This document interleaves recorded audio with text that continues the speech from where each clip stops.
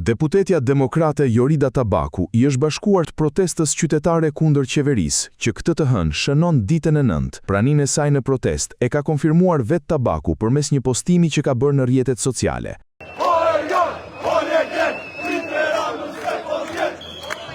Sheshi me qytetarët e Tiranës që kanë mbushur rrugët, që protestojnë kundër sistemit që qeveria e rilindjes ka krijuar. Me qytetarë pa parti, me familje, me të rinj, me një energji të jashtëzakonshme që janë ngritur në këmbë me thirrjet poshtë komunizmi, njësoj si në të njëjshin. Komunizmi korrupsionit në këtë rast, komunizmi që ka sjellur rilindjen në Shqipëri.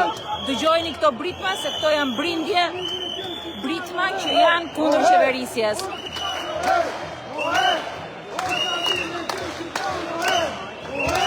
Tabaku po merr pjesë hapur në një protest, në të cilët qytetarët nuk thrasin vetëm Rama në burg, por edhe Berisha në burg. Qartazi edhe opozita po e mbështet protestën e qytetarëve në Tiranë, por me sa duket, qëllimi I Tabakut është edhe burgosja e kryedemokratit. Si gjithmonë, Tabaku po vepron kundër Berishës, duke shpresuar se me largimin e tij do të marrë drejtimin e PD-s, edhe përmes sponsorizimit mediatik që I bën Carlo Bolino dhe Mero Baze.